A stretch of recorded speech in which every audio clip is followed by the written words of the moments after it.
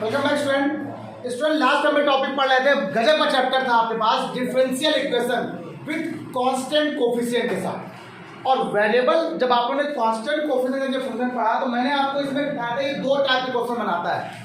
दो टाइप के क्वेश्चन बनाता है, इसका मतलब यहाँ पर ये बना रहा होता है जिसमें कोई भी फंक्शन या ddx y का कोई भी एक फंक्शन जो भी होता है उसमें पर्टिकुलर इंटीग्रेशन नहीं निकालना होता है। अब ये पर्टिकुलर इंटीग्रल क्या होता है, सिंपल अगर बताओ तो q की वैल्यू 0 होती है। q की वैल्यू क्या होती है, फॉर एग्जाम्पल समझा दूँ, अच्छे से समझा देता हूँ। मान लो कोई क्वेश्चन लिखा है d2y upon dx2 plus 2 ddx of y plus 3y equal to 0 लिखा है मान लीजिए। तो ये जो होता है यहाँ पर, ये जो एक फंक्शन लिखा है इसको बोलेंगे होमोजीनियस फंक्शन। कैसा फंक्शन होगा ये, होमोजीनियस डिफरेंशियल इक्वेशन कह सकते हैं इसे हम लोग, जिसमें q की वैल्यू क्या होती है, 0 रहती है। और मान लिया कोई भी एक फंक्शन जिसमें q की वैल्यू कोई ना कोई हो तो उसे हम लोग क्या बोलेंगे, नॉन होमोजीनियस इक्वेशन कहेंगे, नॉन होमोजीनियस डिफरेंशियल इक्वेशन कहेंगे। इसके बारे में आज मुझे क्लास में पढ़ना है। इसमें नॉन होमोजीनियस इक्वेशन में एक फर्क होता है। अब सुनो, और जब मैंने कल आपको कहा था तो मैंने कहा था जनरल जो सोल्यूशन होता है उसका फॉर्मूला होता है CF प्लस PI। ये बताया था मैंने आपको। ये GS क्या होता है, जनरल सोल्यूशन, CF क्या होता है, कॉम्प्लीमेंट्री फैक्टर, और PI क्या होता है, particular integral.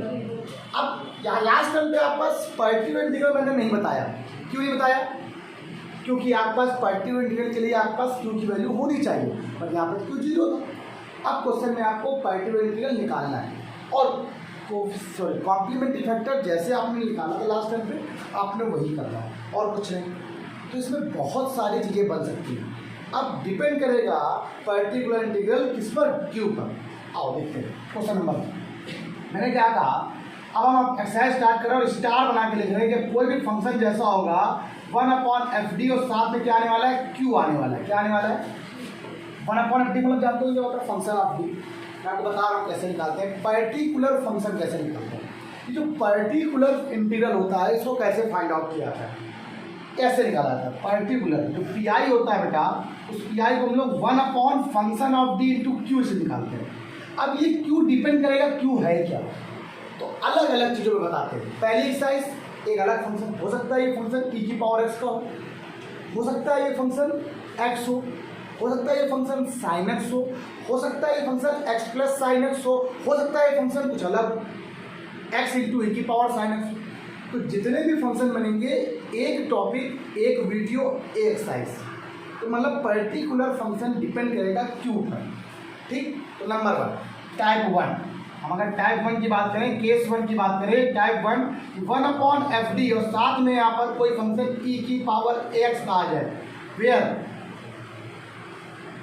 a not equal to 0, तब पर्टिकुलर फंक्शन का फॉर्मूला आ जाएगा 1/fa। आंसर आ जाता है e की पावर ax। ये सिर्फ और सिर्फ आपको मैंने आपको एज गाइडेंस के तौर पे लिखवा दिया है। इसका मतलब नहीं हम कभी लिखवाते नहीं, हम सीधे क्वेश्चन बताएंगे, आपको तुरंत समझ में आएगा। सीधे क्वेश्चन लिखो, सीधे क्वेश्चन लिखो, समझ में आएगा। पहला क्वेश्चन आपको मैं क्वेश्चन लिख के लिखा, पहले बहुत अच्छा क्वेश्चन है, पहले आपके एग्जाम्पल यहाँ पर दिया गया है और बढ़िया बेहतरीन। ये क्वेश्चन क्या है, क्या लिखा हुआ है, क्वेश्चन कह रहा है d2y upon dx2 -3 ddx of y plus 2y equal to क्या होगा, e की पावर 5x। देखिए आगे अगर आपको ध्यान दें तो बताइए, देखिए पर्टिकुलर फंक्शन अब यहाँ पर ये कैसा है, ये होमोजीनियस था, ये कैसा है, नॉन होमोजीनियस। क्यू आया कि नहीं है, तो मैंने आपसे कहा था क्यू कैसा फंक्शन होता है, फंक्शन ऑफ x होता है। कैसा होता है, rule number first, find auxiliary equation. तो पहला क्या करते हैं, इसको हम लोग डी के फॉर्म में लिखते हैं, d² - 3d plus 2 bracket close, y बाहर ले लेना, e की पावर क्या हो जाएगा, 5। आपसे मैंने क्या कहा था, AI निकालते हैं, ऑक्सिलरी इक्वेशन को फाइंड आउट करते हैं। इस इक्वेशन को ऑक्सिलरी इक्वेशन को, ऑक्सिलरी इक्वेशन का मतलब होता है वो m के फॉर्म में जाती है, m² - 3m plus 2 equal to 0 और सब खत्म हो जाता है। सिर्फ ऑक्सिलरी इक्वेशन ये रहेगा। अब यहाँ से m की वैल्यू फाइंड आउट कर लो, m² - 2m -m plus 2 equal to 0, m -2 -1 m -2 equal to 0 that's mean m minus two m minus one equal to zero. और यहाँ से m की वैल्यू कितनी आ गई, 2 आ गई। आगे दोनों वैल्यू डिस्टिंक्ट है ना, दोनों वैल्यू डिफरेंट है ना, तो सी एफ की वैल्यू क्या आ जाएगी आपके पास, कॉम्प्लीमेंट्री फैक्टर की वैल्यू मैंने बताया था इस पर डिपेंड करती है, m पे डिपेंड करती है। लास्ट स्टेप पे यही चल रहा है। क्या होगा फॉर्मूला, c1 e की power 2x plus c2 e की पावर x। अब बहुत सारे बच्चों के दिमाग में आता है सर पहले आपने 1 को क्यों नहीं लिखा, अरे यार कॉन्स्टेंट से कोई फर्क नहीं पड़ता आगे पीछे से। ये तो था क्वेश्चन कल तक, अगर q की वैल्यू 0 होती तो, लेकिन यहाँ पे क्या है q 0। अब पर्टिकुलर इंटीग्रल निकालना पड़ेगा। जीएस का फॉर्मूला क्या होता है, सी एफ प्लस, अब पीआई निकालना पड़ेगा। और पीआई निकालने का बहुत अच्छा तरीका बता रहा हूँ, सुन लो। जो लिखा है ना बिल्कुल सेम ऐसे। क्या है पीआई, फॉर पीआई के लिए पीआई, तो पीआई के लिए क्या लिखना है आप लोग को, जो ये आपको डी निकाला है, ये डी के फॉर्म में जो लिखा है उसको ऐसे 1/d² माइनस 3d प्लस 2, और क्यू कितना आपको लिखा है, e की पावर 5x लिखा हुआ 1 function of d into e की पावर x, क्यू बोलिए।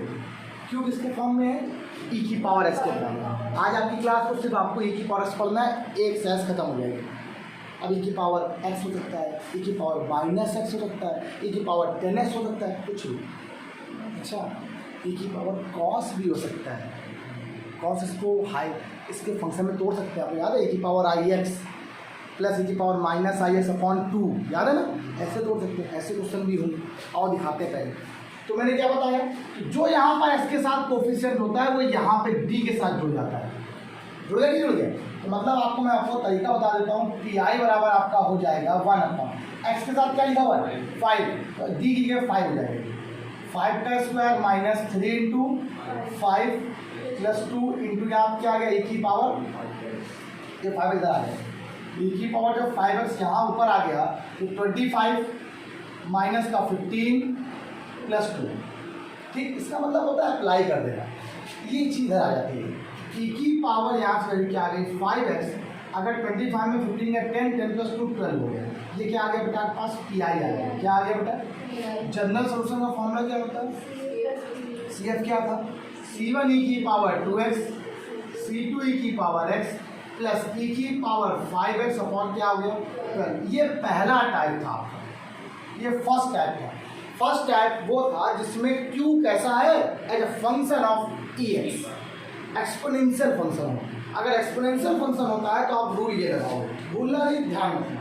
हर रोज नया बताऊंगा, हर रोज आपको एक टॉपिक बताऊंगा, हर रोज एक क्लास का वीडियो बताऊंगा, ठीक। ये बात क्लियर होगी। डिफरेंट क्वेश्चन होंगे, लगातार ऐसे होंगे, तो पहले राइट करो पहले होता है। हाँ बच्चों, 3 क्वेश्चन आपके सामने, थोड़ा अलग पढ़ाई कर, ठीक। क्वेश्चन अलग कुछ नहीं, दोनों ये सेम, दोनों सेम है ना।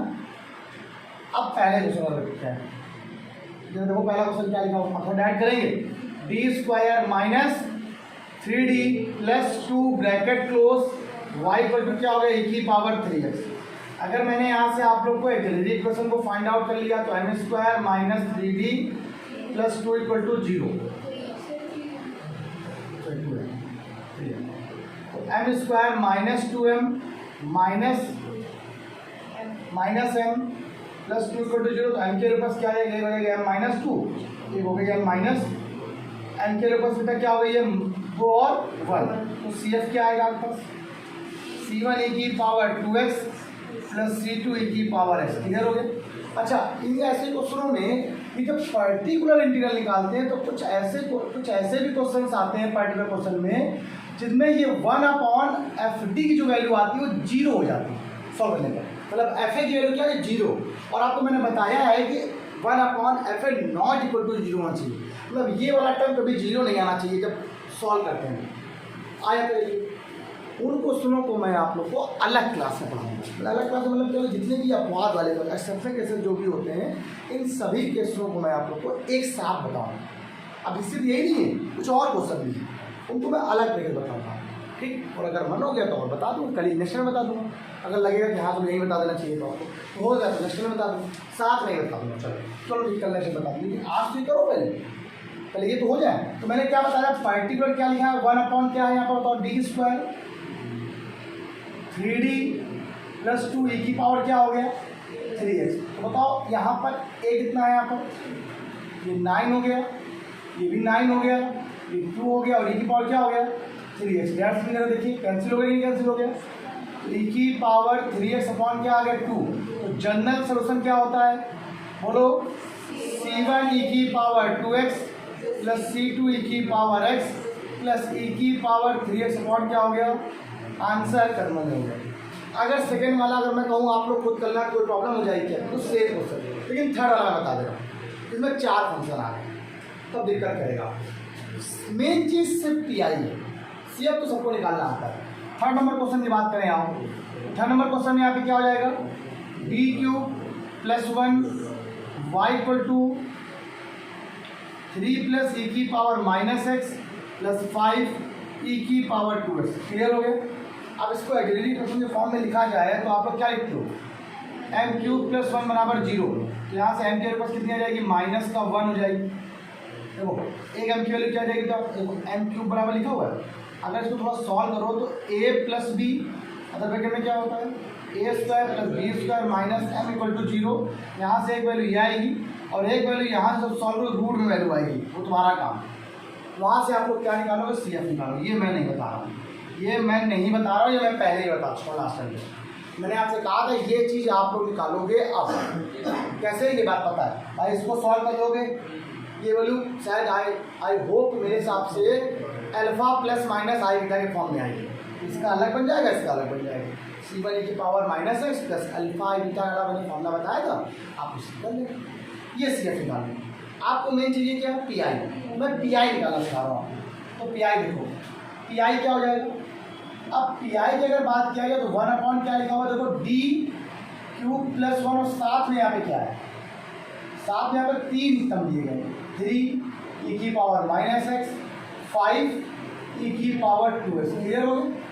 अब इसका मल्टीप्लाई यहाँ है, इसका यहाँ है, इसका अब ये अलग अलग क्वेश्चन बन जाएगा। डी क्यूब प्लस 1 3 और 3 को लिखते हैं ई की पावर 0 पे डालो, then plus 1 upon b cube plus 1 e की power minus x plus 1 upon b cube plus 1 और 5 इंटू ई की पावर क्या हो गया 2x हो गई। अब एक्स के लिए यहाँ पे क्या बताओ, यहाँ पर एक्स क्या लिखा हुआ है, 0 लिखा हुआ है, यहाँ पर कर दो 1 अपॉन क्या आ गया 0 प्लस 1, ये 3 बच जाएगा, बच जाएगा और ई की पावर प्लस यहाँ क्या लिखा हुआ है, 1 अपॉन क्या है माइनस 1, ये प्लस 1 हो गया, मतलब क्वेश्चन देखा फिर वो। अब यही से ये क्वेश्चन यहाँ से क्या हो गया हमारा फेल।